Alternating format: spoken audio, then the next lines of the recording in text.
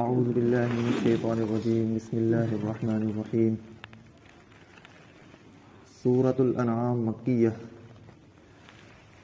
الحمد للہ الذی خلق السماوات والارض وجعل الظلمات والنور ثم الذین کفروا بربهم یعدلون هو الذی خلقکم من طین ثم قضى اجلا واجل مسمى عنده ثم انتم تمترون وهو الله في السماوات وفي الأرض يعلم سركم وجهركم ويعلم ما تكسبون وما تأتيهم من آية من آيات ربهم إلا كانوا عنها معرضين فقد كذبوا بالحق لما جاءهم فسوف يأتيهم أنباء ما كانوا به يستهزئون.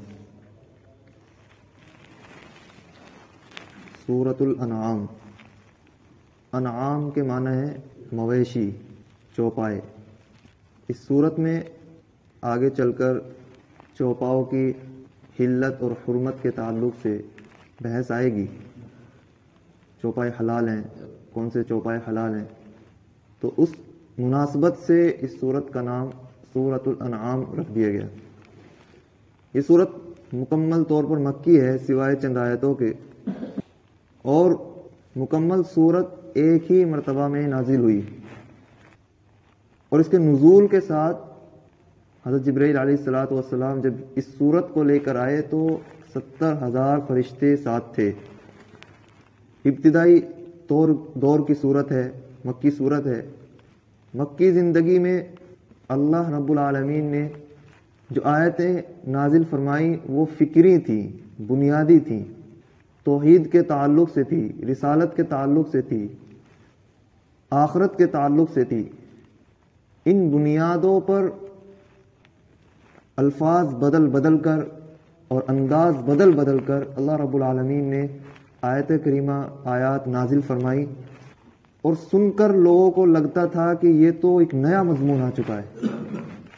مضمون رسالت کا ہے، توحید کا ہے، آخرت کا ہے، اللہ رب العالمین کی وحدانیت کا ہے، لیکن انداز بدلا ہوا ہے. کبھی انداز آتا ہے چھوٹی آیتوں میں، کبھی انداز آتا ہے بڑی آیتوں کا. جس طرح اشعار کی بحریں بدل جاتی ہیں، وہی عشق اور معشوق کی باتیں کوئی دو الفاظ کی لائنوں میں کہہ رہا ہے، اور ایک صاحب نے تو ایک شعر لکھا جو ایک پورے صفحے کا تھا، 25-30 سانس میں وہ پورا ہوتا تھا ایک ہی شعر. تو انداز بدل کر اللہ رب العالمین نے آیات نازل فرمائی. الحمد للہ الذی خلق السماوات والارض.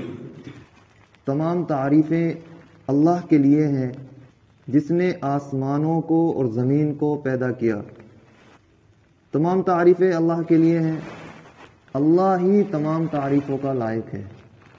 اس میں یہ اشکال نہیں ہونا چاہیے کہ اب تک تو کافی ہم پڑھ چکے ہیں اور ذہن اس طرف چلا بھی گیا ہوگا، اگر کسی نے کسی کے حسن کی، کسی کی کارکردگی کی تعریف کی تو حقیقت میں اس کی تعریف نہیں ہے، بلکہ اصل تعریف اللہ کی ہے. مثلا کسی نے روبوٹ کی تعریف کی کہ کتنا مال اٹھاتا ہے اور کتنا زبردست یہ کام کرتا ہے. ایک انسان میں اور روبوٹ میں کچھ بھی فرق نہیں ہے، تو اس میں تعریف ہے اس روبوٹ کے بنانے والے انجینئر کی. اللہ نے انسان کو حسن دیا ہے، اس کو عقل دی ہے، کارکردگی کی صلاحیت دی ہے. پھر اگر اس کی تعریف ہوتی ہے تو نسبت سے تعریف اللہ ہی کی تعریف ہے. دنیا کی بہترین پہاڑوں کی خوبصورتی کی تعریف ہوتی ہے، لہلہاتی فصلوں کی تعریف ہوتی ہے، تو اصل تعریف وہ اللہ کی تعریف ہے. ذات من حیث ذات بھی اللہ کی تعریف کے لائق ہے، اور صفات بھی اللہ کی تعریف کے لائق ہیں. مثلا انسان کے پاس علم ہے. تمام صفاتوں میں سب سے زیادہ تعریف کے لائق جو صفت ہوتی ہے وہ ہے علم. انسان کے پاس علم ہے لیکن محدود ہے، عطائی ہے اللہ رب العالمین کی جانب سے، لیکن اللہ کا علم وہ بالذات ہے، اللہ کا علم عطائی نہیں ہے. اگر انسان کے علم کی تعریف ہوتی ہے تو وہ اسی علم کا سایہ ہے جو اللہ رب العالمین کے پاس ہے، تو اصل تعریف وہاں بھی اللہ ہی کی تعریف ہے. الحمد للہ الذی خلق السماوات والارض.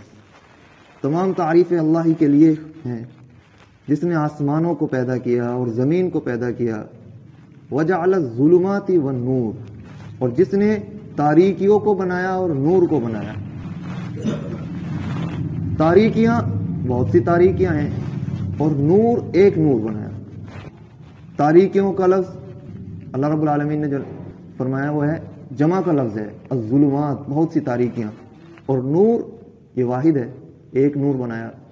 پتہ ہے چلا کہ اسلام جو ہے وہ ایک نور ہے اور اس کے علاوہ سب تاریکی ہیں۔ راہ ہدایت سیدھا راستہ صرف ایک ہے، اس کے علاوہ کوئی دوسرا سیدھا راستہ نہیں ہے، اس کے علاوہ جو بھی ہے وہ تاریکیاں ہیں۔ گزشتہ سے حضرت آدم علیہ الصلوۃ والسلام سے اب تک جو دین چلایا ہے وہ ایک دین ہے۔ اسلام وحدت ادیان کا قائل نہیں ہے، وحدت دین کا قائل ہے۔ بہت سے دینوں کو ملا کر ایک دین بنا دیں، اسلام اس کا قائل نہیں ہے۔ اسلام اس کا قائل ہے کہ شروع سے چلا ہی ایک آیا ہے۔ جب شروع سے ایک ہی چلا آیا ہے تو پھر بہت سو کو کیسے ملایا جا سکتا ہے؟ کوئی اس بات کا اقرار تھوڑا ہی کر سکتا ہے کہ دو سورج کو ملا دیں، جب سورج ہے ہی ایک، تو اس بات کا اسلام قائل ہے۔ تاریکیاں بہت سی ہو سکتی ہیں لیکن نور ایک ہے، سیدھا راستہ ایک ہے۔ وجعل الظلمات والنور، ظلمات کو بنایا اور نور کو بنایا۔ ثم الذین کفروا بربہم یعدلون، پھر بھی وہ لوگ جنہوں نے انکار کیا وہ اپنے رب کے ساتھ میں دوسرے معبودوں کو برابر قرار دیتے ہیں۔ کافر لوگ پھر بھی اس قدر کھلی نشانی کو دیکھ کر بھی اپنے معبودوں کے ساتھ میں دوسرے معبودوں کو قرار دیتے ہیں۔ مشرکین کے ہاں تو یہی تھا کہ جو بھی ایک کنکر مل جائے وہی بھگوان، اسی کی پوجا شروع۔ ہندوؤں نے بھی 33 کروڑ بنا دیے۔ پارسیوں کے ہاں بھی دو ہیں، ایک یزدہ ہیں اور ایک اہرمن ہے۔ وہ کہتے ہیں کہ جو خیر ہوتی ہے وہ یزداں کی جانب سے ہوتی ہے اور جو برائی ہوتی ہے وہ اہرمن کی جانب سے ہوتی ہے، جبکہ تخلیق میں چاہے وہ خیر ہو یا شر ہو اللہ رب العالمین کی جانب ہی سے ہے۔ عیسائیوں نے بھی 3 اللہ کے ساتھ میں 3 اور بنا لیے، اور ایک آواز اٹھتی تھی وحدانیت کی جو آریہ سماج کی جانب سے تھی، لیکن ان کے ہاں بھی آتما اور مادہ میٹیریل یہ قدیم ہے، ان کو کسی نے پیدا نہیں کیا۔ یعنی قدامت میں اللہ رب العالمین کے ہو بہو ہیں، آتما بھی اور میٹیریل بھی، مادہ بھی۔ غرض یہ بھی توحید سے صفت کے اعتبار سے بھی اور ذات کے اعتبار سے بھی یہ بھی نکل گئے، تو ایک ہی مذہب باقی بچا توحید میں، وہ ہے اسلام۔ اسلام نے توحید میں کبھی کمپرومائز نہیں کیا ہے۔ توحید ایک حساس سینسیٹیو مسئلہ ہے اسلام کے لیے۔ اس توحید کی وجہ سے ہی بہت سے مسائل پر پابندی لگانی پڑی اسلام کو۔ جیسا رسول اللہ صلی اللہ علیہ وسلم نے فرمایا کہ اگر میں کسی کو سجدہ کرنے کی اجازت دیتا تو بیوی کو اجازت دیتا کہ وہ اپنے شوہر کا سجدہ کرے، لیکن سجدہ تعظیمی بھی اسلام میں نہیں ہے، تعظیم کے طور پر بھی سجدہ نہیں کر سکتے، وہ بھی حرام ہے، اس لیے اس پر بھی پابندی لگا دی گئی۔ قبر سامنے ہے، قبر انسان کی مراد نہیں ہے، لیکن قبر سامنے ہوتے ہوئے نماز پڑھنا جائز نہیں ہے، وہاں پابندی لگا دی گئی۔ قبر کے پاس ہاتھ اٹھا کر دعا مانگنا یہ بھی مکروہ ہے، اس پر بھی پابندی لگا دی گئی۔ شرک تو شرک بلکہ شبہ شرک، جس میں شرک کی بو آتی ہو، اس پر بھی اسلام نے پابندی لگائی ہے، تاکہ دروازے کی طرف آدمی دیکھے ہی نہ، جب دیکھے گا تو پھر داخل بھی ہوگا۔ لیکن ثم الذین کفروا بربہم یعدلون، پھر بھی کافروں نے اپنے رب کے ساتھ میں دوسرے الہوں کو برابر قرار دیا ہے۔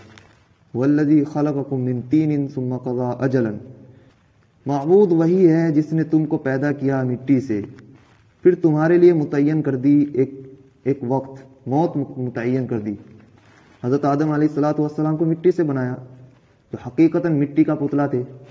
دوسرے لوگ جو ہیں وہ اگرچہ ان کی اولاد میں سے ہیں، مٹی کی اولاد میں سے ہی ہیں، لیکن آج بھی حقیقت مٹی ہی ہے۔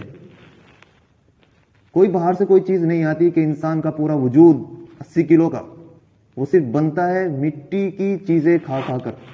پھل، روٹی، جتنے میوہ جات ہیں سب کس سے نکلتے ہیں؟ مٹی سے، انہی کو کھا کھا کر انسان بنتا ہے۔ تو وہ بھی اصل کیا ہوئی؟ مٹی ہوئی. تو اللہ نے انسان کو تم کو بنایا مٹی سے. ثم قضا اجلا، پھر متعین کر دی اس کے لیے ایک مقررہ وقت. دو وقت ہیں. ایک تو وقت ہے سب انسان دیکھتے ہیں، حالات سے کبھی تو انسان پتہ لگا لیتا ہے کسی شخص کا کہ بھئی یہ قریب الموت ہے.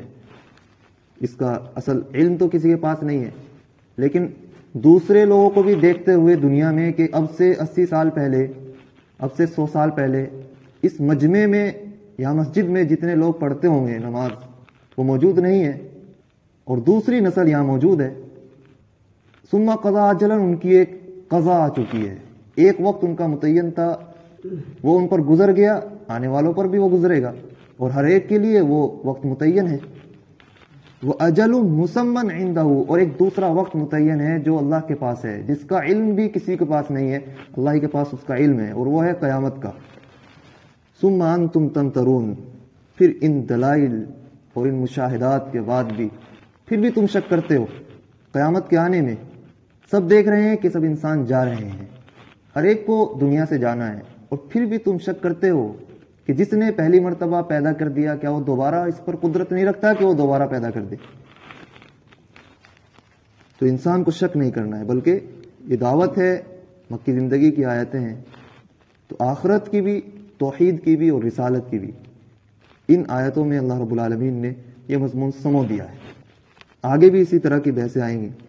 اللہ رب العالمین ہم سب کو سمجھ کی توفیق عطا فرمائے.